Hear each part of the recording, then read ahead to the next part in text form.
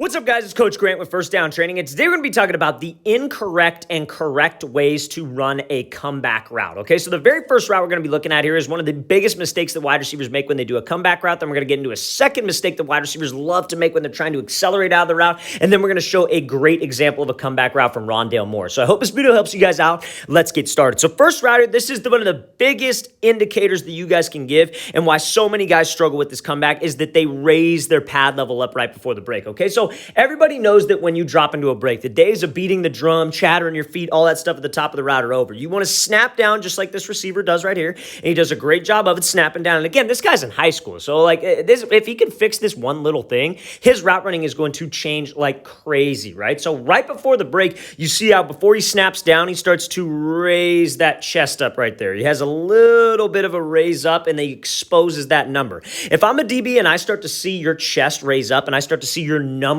get exposed, and what do I mean by that? Like that number on the front of your jersey get exposed, I know a route is coming. Everything about a comeback route, a curl route, a stop route, a dig route, anything where you have to put the brakes on, it's all about three specific phases. You have to be able to self-fade, which means no indicators. That means that you're able to stay in stride, and this receiver has that. This receiver stays in stride. He's in a great specific spot right here. It's just right before the break that pad level starts to raise. That's what we call body language. So the three things that go into selling fade are speed, eyes, and body language. And when your body language raises up, you're automatically slower, and you're giving that indicator. When your chin raises up to be able to snap down, that's an indicator. And you see how slight of a detail this is. You could hardly tell. But when he's coming off the line, and he's got so much speed right here, and then he raises that chest up in the air, all that does is just an indicator. That's a change in his pad level. That's a change in his body language. Those DBs, fellas, as you get older and older, they get more talented and more talented. And they are looking for those little indicators, right? Those indicators make a big difference. The little things are not little. The little things matter, and you being able to keep your chin down, you being able to keep your chest forward, and you being able to actually self-fade and make everything look like, if I took a picture of you at 15 yards, or in this case, it's like 12 yards. If I took a picture of you at 12 yards when you're running a comeback and a picture of you at 12 yards when you're running a fade, it should be the exact same pad level, the exact same stride, and if I'm timing you on a clock, it should be the exact same speed. We just got to make sure that we don't give that indicator, because that lets the DB know that we are making a break, and when we let him know he's making a break, if this DB was a little bit more talented, a little bit more disciplined, he would be able to break right on this thing. And you see not a ton of separation either. Not like he broke this guy's ankle by 5 yards. So we have to make sure, receivers,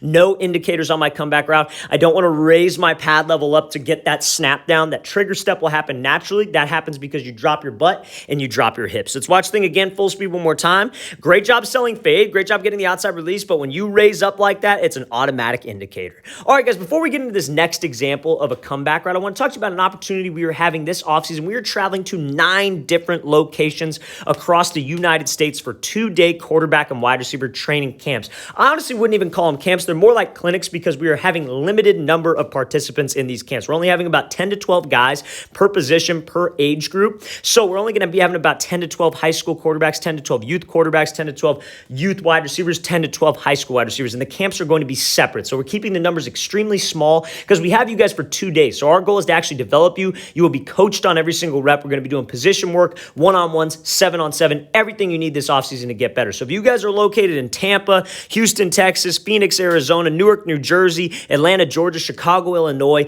Dallas, Texas, Nashville, Tennessee, or Los Angeles, California, check out that very first link in the description below. We'd love to have you out to one of our camps. Our spots are filling up pretty quick for our Tampa, Houston, and Phoenix camp, because those are the closest ones away. So again, I recommend you guys getting on this now. Really excited to get out to these states. I'd appreciate it. Very first link in the description below. Let's get back to this video. Okay, so now, next route we're going to be looking at here is just the cardinal mistake that so many wide receivers will make at the comeback route, is that they go with their heels first because they're trying to turn out of the break. So at the top of a comeback route, your goal, like we talked about it, right? There's 3 phases of every route. And we started to talk about it a little bit, but I wanted to save it for this video, right? You obviously have the vertical sell, then you have the break point, and then you have the energy creation. So phase 1 is selling fade. Phase 2 is the break point. Phase 3 is acceleration. So many wide receivers are so concerned, because quarterbacks, a comeback route is a timing route, right? The quarterback is like, as soon as he sees you drop your hips like so, he's letting go of this ball. Like that ball should already be halfway there, actually. Like he should have that timing down to a T, especially when you have good chemistry with your quarterback. So what so many wide receivers do is they try to turn out of this break too quick, right? They try to get out of this thing too fast. And what they'll do is they start to lean back, and their feet, when they make a break, get out ahead of them. And all that does is put them on their heels. And when you're on your heels, you are going to slip on this specific route. So we're looking at this right from KJ Osborne. He's able to create separation. He's able to self-fade, but you see how he starts to turn before he makes that break. His shoulder and his hips start to turn before he makes this break. So that puts his feet out in front of him. When your feet are out in front of you like that, you're all going to slip. I'm all sure you guys saw that clip of John Mechie where he tore his ACL, right? And when you see that route, he's starting to turn before that last foot gets in the grass, and that foot overextends and go outside his frame, and that puts a ton of stress on his knee. Not only is that going to lead you to more injury, but that will also make you slower at the top of the break. So we have to make sure, fellas, that when you guys drop, those feet need to be underneath you. You have to commit to the break first. You have to drop first, then be concerned with getting out. Don't be concerned with getting out and then dropping your hips. You want to make sure that we are concerned with dropping my hips first before I actually get out of this route and I slip and I turn. And you see, he's able to get some separation because that's a great ball, but not all the separation that we need to. On the goal line, yes, you only need a couple yards, but we have to make sure, fellas, when I'm running this comeback route, I'm more concerned with dropping my hips violently, actually getting to that low explosive position first, then I'm concerned with accelerating out. You want to snap down, then let's pivot my steps to get out of the route rather than turning before I drop it down. Now we're going to take a look at the route from Rondale Moore. It's a perfect example of the first two things we talked about, okay? So just make sure, fellas, those feet don't get out ahead of me when I run this route. So Rondale Moore is going to be running this comeback route right now. So the biggest thing I want to talk about here is the steps, how he commits to the break, and how there's no indicators on his pad level, right? So those are the two things we talked about. Everybody loves to raise right up before they snap down.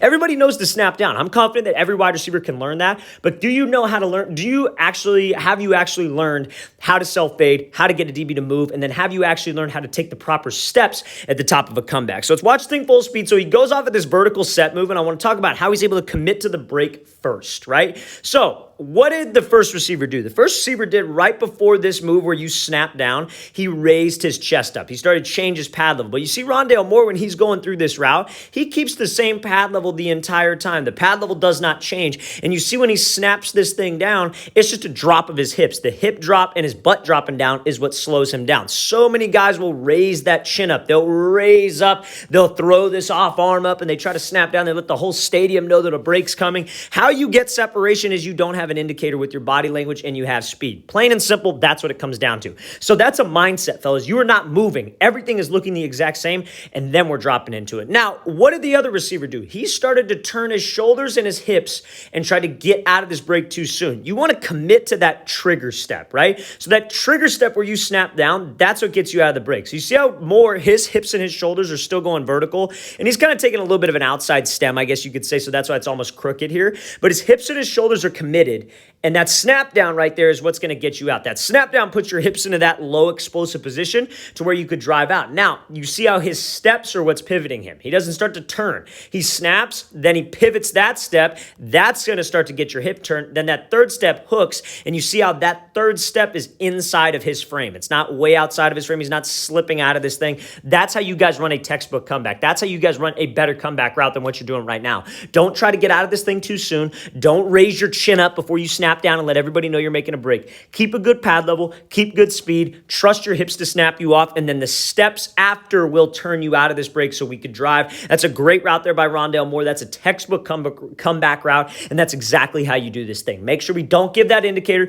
Make sure we're violent with my hips. Make sure my feet stay underneath me. The snap down slows you down. The feet change direction and get your hips down that 45. Let's watch the thing again, full speed one more time. Great job by Moore bursting up, selling fade, dropping this thing off, and keeping those steps underneath them to drive and accelerate out. All right, guys, we want to thank you for watching. I really appreciate it. If you guys have any questions at all, please don't hesitate to leave those in the comment section below. We'll get back to you as soon as I possibly can. I always appreciate the feedback. And again, fellas, if you guys would like to come out to one of our 9 off-season training camps, check out that very first link in the description below. We're coming to Tampa all the way to Los Angeles, California throughout the off-season. So we'd love to have you guys out there. Spots are limited, like I said, due to a lot of interest. We have to limit the spots because I feel like if we have a million kids out there, we're not going to get better. We want you guys to actually get better. That's why we're limiting the spots. Not going to be a ton of kids. So we really hope this gives you some value. Check out that very first link below. I'll see you guys next time.